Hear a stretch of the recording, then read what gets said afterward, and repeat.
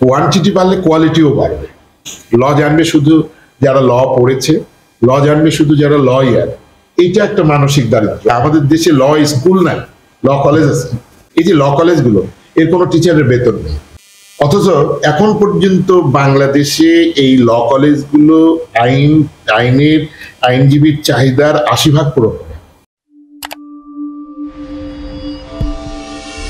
আইন শিক্ষার গুণগত মান উন্নয়নে আসলে কি করা উচিত রাষ্ট্রের পক্ষ থেকে? আইন শিক্ষার ক্ষেত্রে আপনি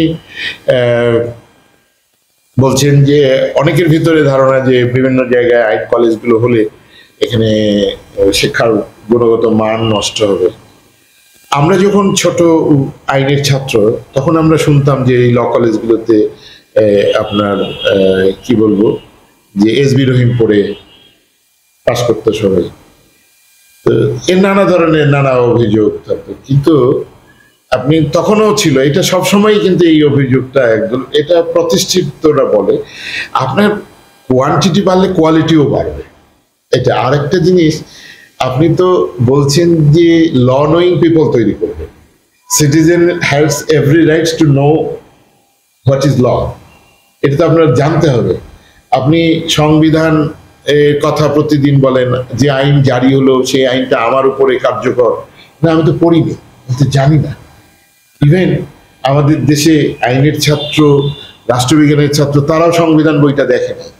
আমাদের কিন্তু ল প্র্যাকটিসের জায়গা বা আইন শিক্ষার জায়গায় লিমিটেশনের জায়গা এইগুলো আমরা নিজেরাও কিন্তু জানাতে পারি না, আমাদের সেই প্রতিষ্ঠানগুলো নেই। আরেকটা হচ্ছে যে আমরা মনে করি যে আমাদের ভিতরে ধারণাটা হচ্ছে যে ল জানবে শুধু যারা ল পড়েছে, ল জানবে শুধু যারা লয়ার। এইটা একটা মানসিক দারিদ্র আমাদের ভিতরে, এটা কোনো প্রিভিলেজ সেকশন না। কারণ ল ভিকটিম তো সিটিজেন, সিটিজেনের আইন জানার জন্য দ্বার উন্মুক্ত করতে হবে। আমি তো মনে করি যে কোয়ালিটি স্টুডেন্ট, ল নোয়িং স্টুডেন্ট তৈরি করতে গেলে স্কুল পর্যায়ে থেকে তার ফান্ডামেন্টাল রাইটস জানানো দরকার, রাইটস এন্ড ডিউটি জানানো দরকার একজন সিটিজেনের। সিটিজেন চার্টারটা যেরকম জানায়, তো ওই রকম আমাদের, আমি মনে করি যে আমাদের যে বেসিক ল কিছু, হ্যাঁ, যে আমার কি কি একটা শিশুর কি অধিকার আছে, সেই শিশু সেটা কিন্তু আমি ক্লাস 5-এও পড়াতে পারি। শিশু তার অধিকার জানতে চায়, তা আমি তো সেটা জানাতে পারি। কিন্তু আমাদের দুর্ভাগ্যের জায়গা, আমাদের দেশে ল স্কুল নাই, ল কলেজ আছে। একটা আইন পড়ে না, ইন্টারমিডিয়েটে গিয়ে আমরা আইন পড়া শুরু করতেছি। এই যে জায়গাটা, এটা আর্ট কলেজ নাই, স্বতন্ত্র একটা আইন বিশ্ববিদ্যালয় নেই। হ্যাঁ নেই, যে আইন মানে এখানে আমাদের আর্ট কলেজ আছে, আর্ট স্কুল নাই। আমাদের এই যে অবস্থাটা, এই জায়গাটা আমি মনে করি। আরেকটা হচ্ছে যে রাষ্ট্রের কোনো স্পন্সরশিপ নেই এই ল নোয়িং পিপল তৈরি করার ক্ষেত্রে, শুধু বিশ্ববিদ্যালয়গুলোকে দিয়েছে। এই যে ল কলেজগুলো, এর কোনো টিচারের বেতন নেই, অথচ এখন পর্যন্ত বাংলাদেশে এই ল কলেজগুলো আইনজীবীর চাহিদার ৮০% পূরণ করে। ৮০% পূরণ করে।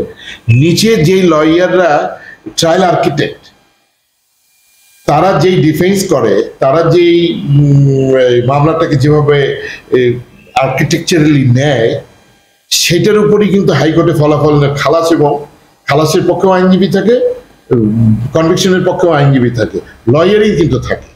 সেটা কিন্তু তারা তৈরি করছে, সুপ্রিম কোর্টের লয়াররা তৈরি করছে না। সিরাজুল হকের মতো আর্কিটেক্ট নাই যে তৃতীয় শ্রেণীর ম্যাজিস্ট্রেট থেকে সুপ্রিম কোর্ট পর্যন্ত দাপটে।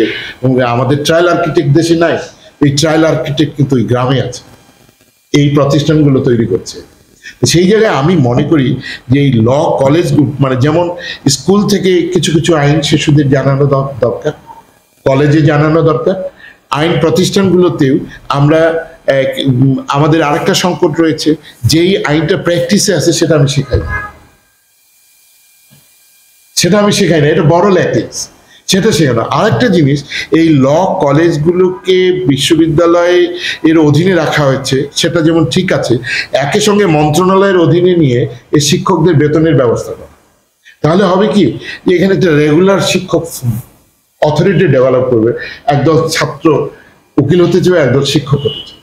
রাষ্ট্রবিজ্ঞানের যদি শিক্ষক হতে পারে, তাহলে লয়ের কেন শিক্ষক হতে পারবে না? তো সেও যদি রাষ্ট্র যদি তাকে দেয়, তাহলে এই ল কলেজের দেখা যাবে রেগুলার স্টুডেন্টরা পড়তেছে, সেখানে আপনি আরো যদি মনে করেন কোয়ালিটি হবে হবে। আপনি এখন পর্যন্ত বাংলাদেশের একটি আইন কলেজকে রাষ্ট্র 1 টাকা দেয়, আইনি শাসন করা হবে। এই যে আমাদের দুর্ভাগা, আমাদের যে ডাবল স্ট্যান্ডার্ডের জায়গা, আপনি আইন, আপনার তো জেল জুলুম সেটা খালেদা জিয়াই বলেন আর আমার মাননীয় প্রধানমন্ত্রী বলেন, বঙ্গবন্ধু কন্যাই বলেন, সবার তো ডিপেন্ড করে আমার লয়ের উপর, আইনি কাঠামোর উপরে এসে তাদেরকে প্রতিকার পেতে হচ্ছে। তো এই প্রতিকারের জন্য যদি সাউন্ড প্রফেশনালস তৈরি করতে না পারে, তাহলে তো এই হাতুড়ি চিকিৎসক দিয়ে আমার নেত্রী 379 ধারার মামলাতে গিয়ে ফাঁসি দিয়ে ফেলবে কেউ, যদি অপরিপক্ষ কেউ হয়। সেই জায়গাটাই আমি মনে করি যে রাষ্ট্রের এখানে স্পন্সরশিপ দরকার। রাষ্ট্র এই প্রতিষ্ঠানগুলোকে আর্থিক প্রণোদনা দেবে, রেগুলার সার্ভিস কমিশন তৈরি করবে, যে যেখানে ছাত্র, যেমন আমি অ্যাটর্নি সার্ভিস চাই, একইভাবে আমি বাংলাদেশে এই মুহূর্তে 100টার বেশি ল কলেজ আছে, 100টার বেশি ল কলেজে যদি থাকে 1000-1500 টিচার থাকতে পারে। আর এই যে আমাদের ল কলেজগুলোতে এই যে দাদারা এসে যোগ দিচ্ছে আর রিটায়ারমেন্টে যাচ্ছে না, সেটারও একটা শৃঙ্খলার ভিতরে, যদিও ন্যাশনাল ইউনিভার্সিটি ইদানিংকালে করেছে। আপনি কি স্বতন্ত্র আইন বিশ্ববিদ্যালয় পর্যবেক্ষণ করেন কিনা? আমি তো বিষয়টা হচ্ছে, ল তো একটা বিশেষায়িত বিষয়, তো সবচাইতে, কারণ এটা এমন একটা, যদি আইনের আপনার মেডিকেল বিশ্ববিদ্যালয় হতে পারে, মেডিকেল বিশ্ববিদ্যালয় শুধু আপনার স্বাস্থ্যের বিষয়টা দেখে, আর ল কিন্তু ওই আমার doctor Rafiqul Islam sir, McCurry university chair, উনি একটা কথা ক্লাসে প্রথম মনে ক্লাস যেদিন পেয়েছেন উনি বলছিলেন যে একজন লয়ারের দায়িত্বটা হচ্ছে লাইফ এন্ড প্রপার্টি। আমার ভুল ডিফেন্সের কারণে জমি আমি নিঃস্ব হয়ে যেতে পারি, ফকির হয়ে যেতে পারি, ভুল ডিফেন্সের কারণে আমার ফাঁসি হয়ে যেতে পারে। তাহলে লয়ার লাইফ এন্ড প্রপার্টি বোধ দেখে, একজন ডাক্তার শুধুমাত্র লাইফ দেখে, প্রপার্টি দেখে না। তাহলে আমাকে মোর কনসিয়াসলি আমাকে এখানে হ্যান্ডেল করতে হচ্ছে। এই যে এসছে বড় বিশেষায়িত কিছু, আমার হাতেই আপনার জীবন, আমার হাতেই আপনার বাড়ি, সবকিছু নির্ভর করতেছে।